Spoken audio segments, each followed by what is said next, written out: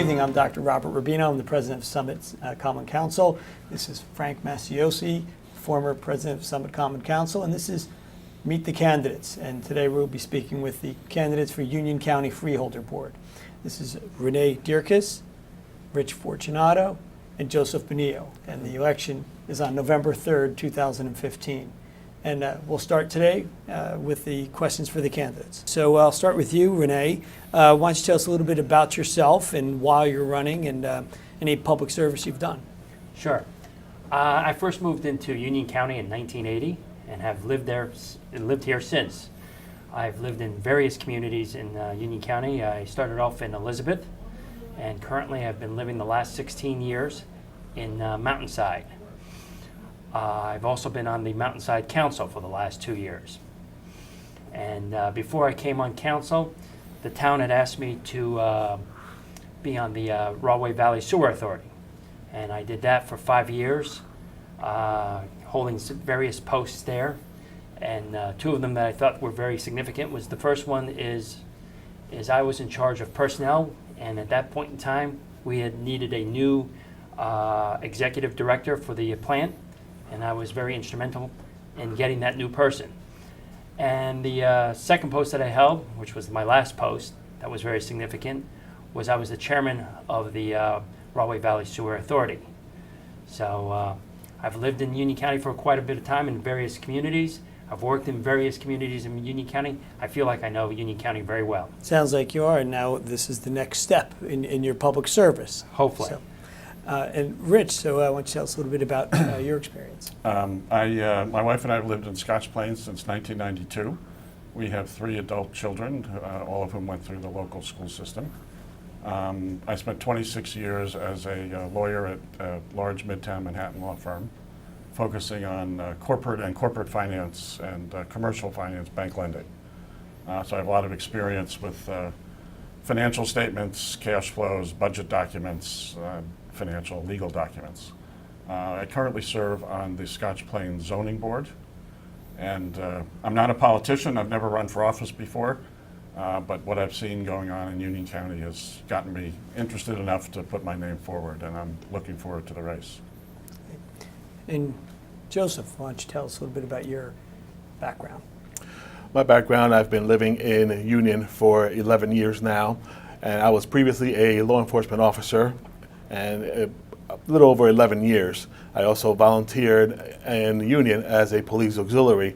That's where I started my career. Before that, I was a workers' compensation claims adjuster for several major companies. Right now, I am a security professional in physical security and protection. And also, I volunteer a lot of my time with my church youth group as well in Springfield. And what got you interested in running for freeholder? What got me interested was that the people of Union County feel that they are not being heard, and they feel that they've lost confidence in the current Freeholder Board. I want to go out there and I want to fight for the people. I am listening to them. We are listening to them, and we understand their concerns and their frustrations, and we understand that they were let down. And I want to go in there and I want to make a difference in helping every individual in there. How about you, Rich? What got you involved? Well, similar to Joe, reading the local newspapers and paying attention to what goes on in the county and paying my taxes, frankly, it seemed to me that every year my taxes were going up. So I started paying a little more attention to what's going on. Now in Scotch Plains, what percentage of your taxes go to the county? About 21% go to the county. Okay. 19% go to the town. More to the county than the town? More to the county in Scotch Plains. And there are a number of towns in Union County where that's the case. So that is the case in Yes. Summit? I mean, I think even more egregiously the case It in is. Summit. I think it's 29 and 21. Yeah. So it's all these governmental units need revenue, but it just became shocking to me at some point that the county was taking in more revenue from the Scotch Plains residents than our town was. Okay. And again, the almost 20 years of one-party rule at the county freeholder board, I think, has led to a certain level of unresponsiveness on the part of the freeholders. Okay. And so that's what got me interested. Renee, how about you? Well, the town had asked me to participate in the Rahway Valley Sewer Authority, represent the town in the Rahway Valley Sewer Authority. And when I got there, I was kind of stunned about some of the things that were going on. And prior to getting that new executive director, we had been told that there was no way that the Rahway Valley Sewer Authority could do any type of cuts, could cut back the amount of people. So when we got the new Rahway Valley Sewer Authority executive director, which as I indicated, I was the head of personnel and instrumental in getting them there, some interesting things occurred. The first thing is we went from 61 people down to 54 people. So we did reduce the amount of people there. And then the operating budget went from 14 million and change down to 13 million and change. So we saved $1 million. And I said, wow, maybe if we could bring some cost savings to the Rahway Valley Sewer Authority, maybe we can also do that with Union County, because as we all know, taxes have gotten completely out of control here in Union County. I've got a question that I've wondered about.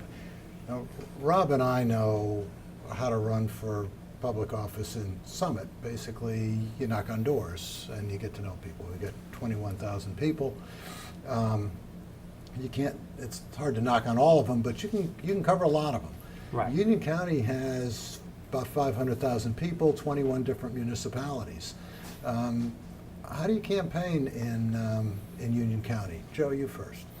We would go into several towns. We've recently went to Elizabeth, and we've been to Rahway, we've been to Westfield, we've been everywhere, Union.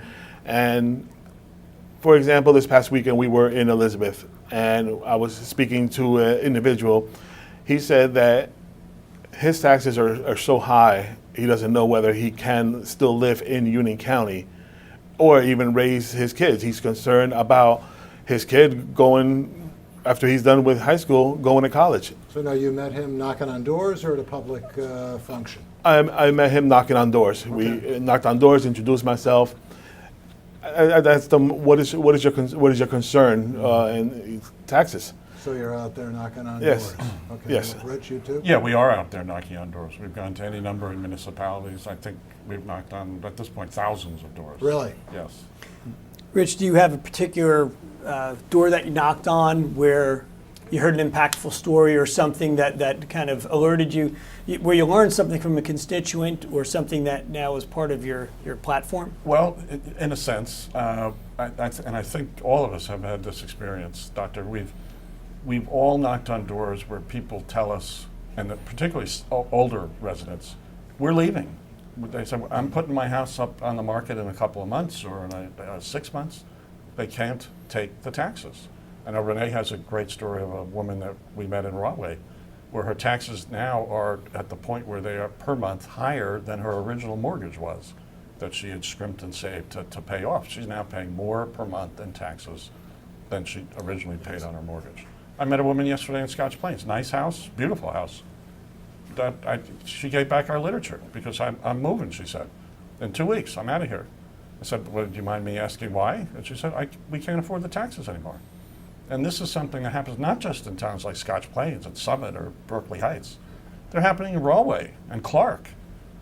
Even people in Elizabeth we met were expressing, horror at the amount of the taxes that they're paying and that it's making them think about leaving. Renee? Going back to what he was saying, we have hit a number of seniors who are leaving because of the taxes. But the story he was telling you about earlier was a woman whose door I knocked on, and it was very profound what she said. She told me she had bought her house about 20 years ago. Now, 20 years ago was about the time that the Freeholder Board became 100% only Democrats.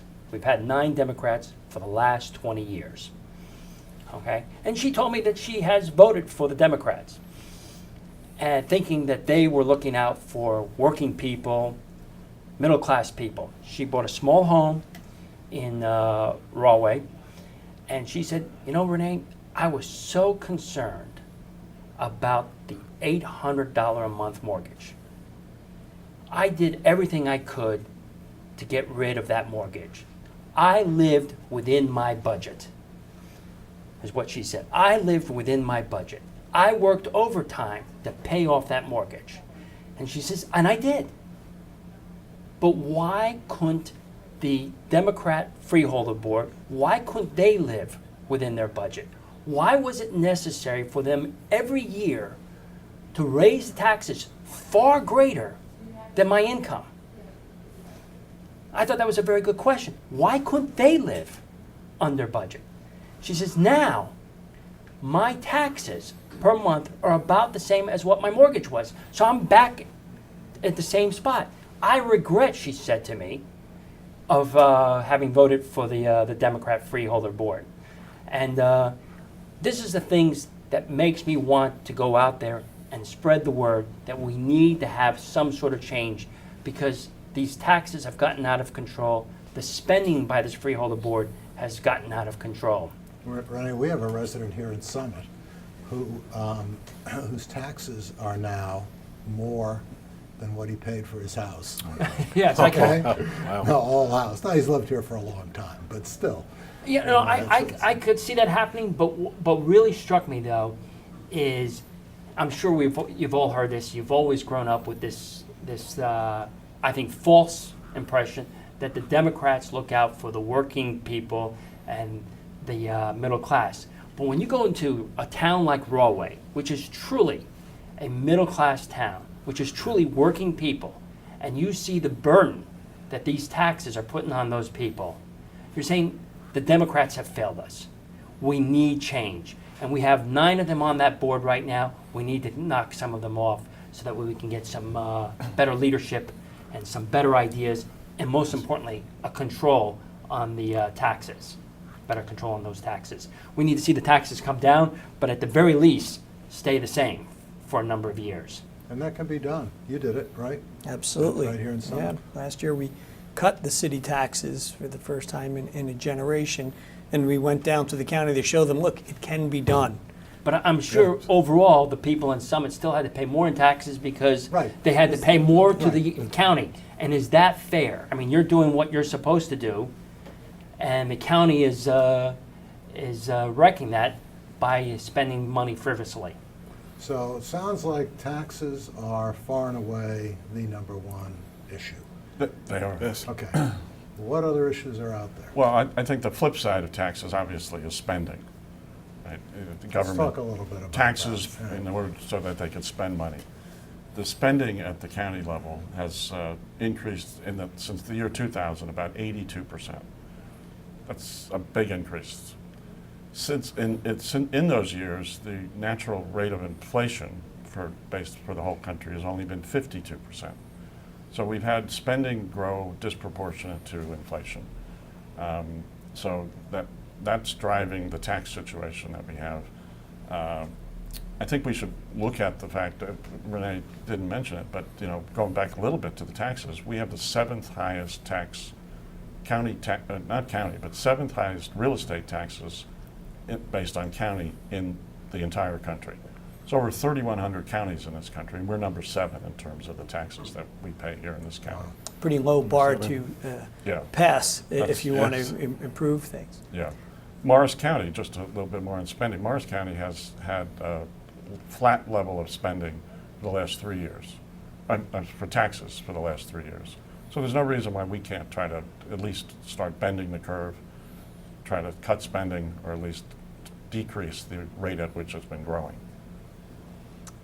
Joe, to you, you come from a law enforcement background. Yes. And I know one of the ongoing issues, I've gone down to the county to advocate for combining the sheriff's department and the county police force, because Yes. every other county in the state has done that. It's not like we'd be breaking any new ground Yes, here. correct. Do you have any thoughts on that or other ideas that you come to the table, given your background and experience, that would be value on the Freeholder Board? Absolutely. Just recently, in the beginning of this year, Bergen County was the last one to actually merge the county police into the sheriff's department, making it a patrol division. And through attrition, when somebody retires, they will most likely probably not fill that spot, and eventually will go down. And with merging and the attrition, they're looking to spend to probably save anywhere between about 90 to $100 million in the next decade or two. Same thing it could be done with Union County. It's just a redundancy of patrolling. You have the county police out there, you have the municipal police out there, and you still have a couple of the sheriff's divisions. K9 is out there as well. So there is a lot of redundancy, and we could easily merge the county police into the sheriff's department, and the same thing, making it into a patrol division. And you say that happened in Bergen County? Bergen County, yes. Everything was finalized around April or March of this year. Everything was finalized. So there's a precedent, which is Sure. Yes. Yeah, and again, Union County, I don't think would be leading, they'd be following, and in this circumstance, following would be a good thing. Yes, absolutely, absolutely. The one before that was in the 80s. Essex County did the same thing. They merged everything right into the sheriff's department, and Bergen, and I don't see no reason why we can't do the same thing.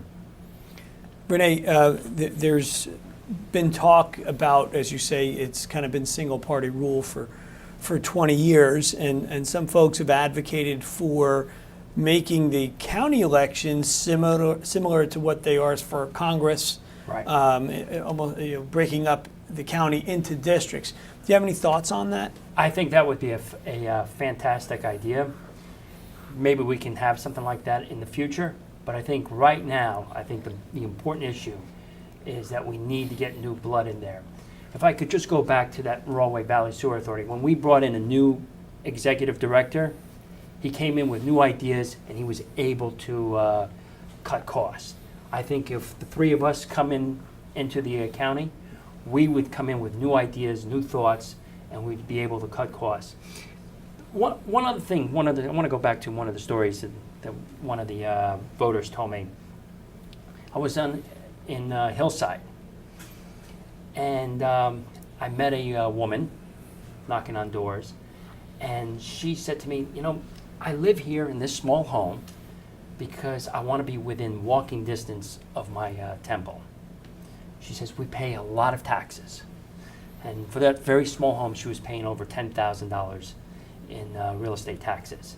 She says, we send our children to private schools. So we're not asking for very much from the county. But she says, yet, when I'm driving on the county roads, they always seem like they're a mess. They always seem like they're in disrepair. She says, how much money does the county collect? I said to her that the county collects $500 million a year.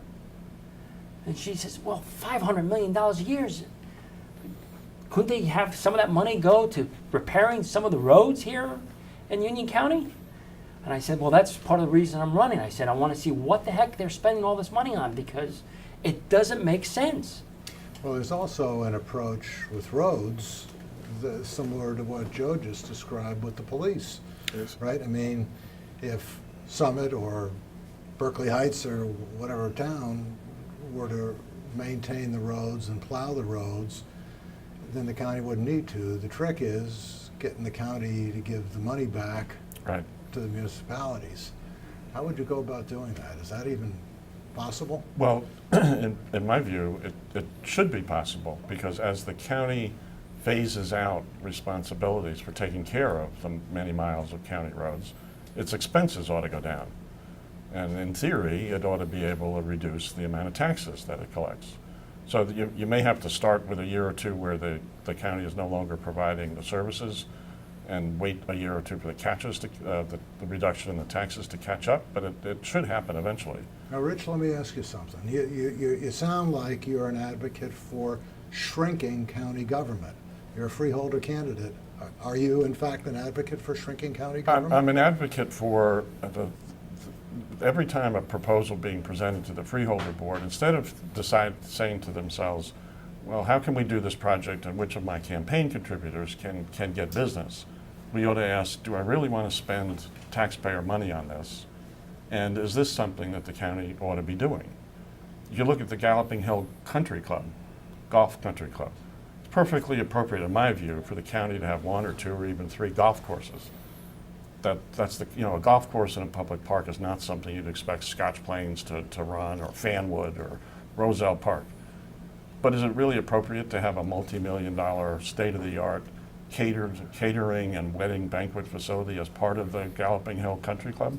I don't think so. I don't think that's a proper role for any government to be doing. And so why did the county spend millions of dollars, issue millions of dollars of debt to finance that? My understanding is that the municipality in which it's located is actually taxing it. After a fight. They had Yeah, a fight, and I think they may have had to go to court. I may be wrong about that, Well, I but think there that's was a right, fight yeah. to get that. So what it means is that when we pay our taxes here in Summit or any of the other 20 municipalities in Union County, part goes to the county and a little piece of that goes back into the municipality in which this facility is located, That's true. Yes. And You're going being doubly Yeah. taxed in a which way. is incredible. And you know what's interesting is going door to door. I don't play golf. I don't have time for that.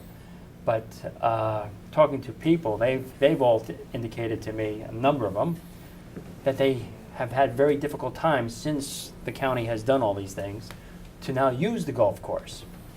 So that was a big complaint on the number of the doors that I knocked on, that they found it harder now to get tee times to play golf.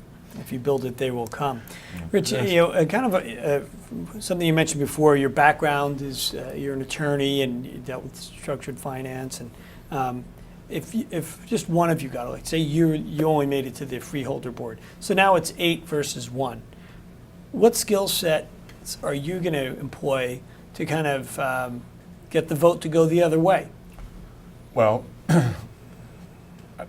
certainly would try to get the vote to go the other way, but being realistic, 8-1 would be a little tough. The skill set, I think, though, that I'd try to bring to the table is to be able to look at the material. I'm sure these guys get briefing books before any of their meetings, big, thick 3-ring binders. I'd examine that, figure out what questions to ask the various department heads. For instance, I would ask the county manager, when the budget comes in, did you tell your department heads to prepare this budget based on zero-based budgeting? Or did you just say, you know what, wink, wink, nod, nod, take whatever you got last year and gross it up by 2% and present that as your budget? So I think what could be done to try to turn the tide, so to speak, even if only one of us, hopefully all 3 of us are on, but even if only one of us is on, is to be able to ask knowledgeable questions and, for a change, demand answers. Because right now, down at those freeholder meetings, if you watch them in person or on the video, you have people asking questions, they don't get answers. Sometimes they do, but for the most part they don't. One of us being, or more, being on the board, we'd be able to get answers. But just one thing, even if only one of us got on that board, that would send a clear signal to the remaining freeholders that the public is getting fed up. Remember, we've had 20 years now of one party on that board. If we got one of us on, or 2 of us on, it will send a clear message to the Freeholder Board that, listen, people are getting upset about the out-of-control spending. People are getting upset about the astronomical taxes. And I think they would be a lot more diligent at that point in time.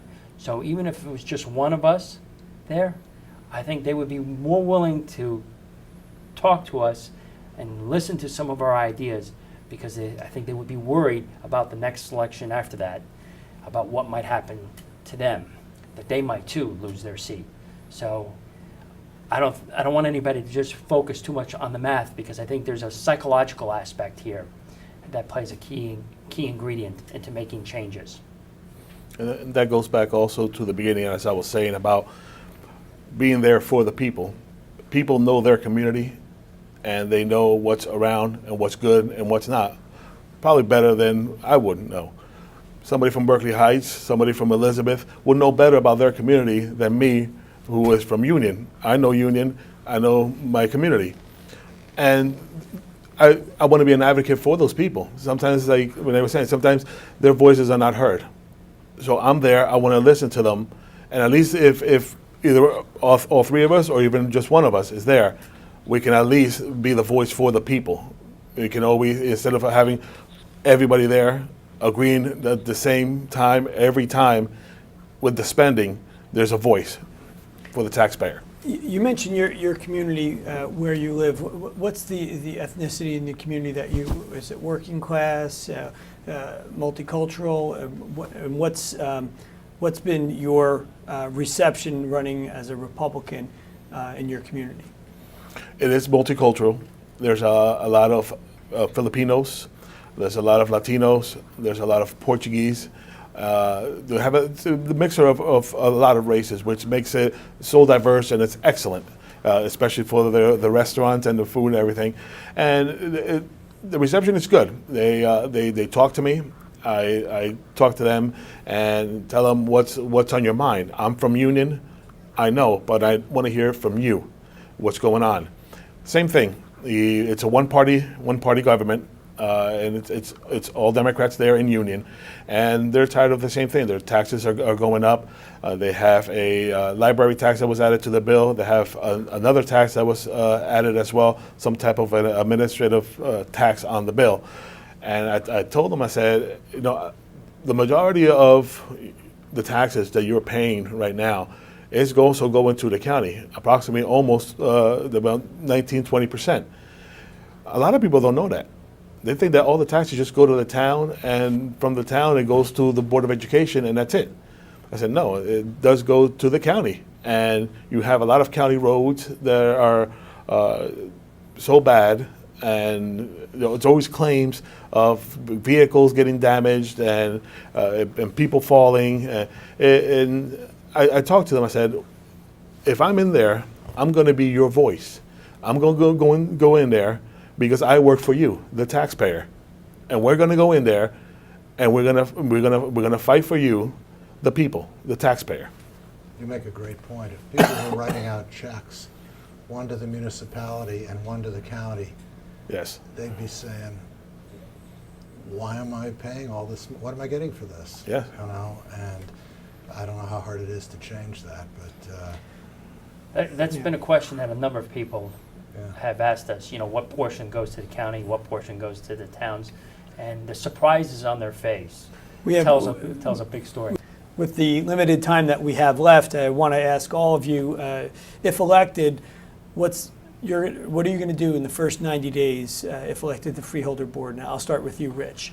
Well, Doctor, what I would do is I would try to have the board institute a policy of every budget going forward being prepared based on zero-based budgeting, where the department heads sit down and think about what they need and then figure out their budget requests. Joe?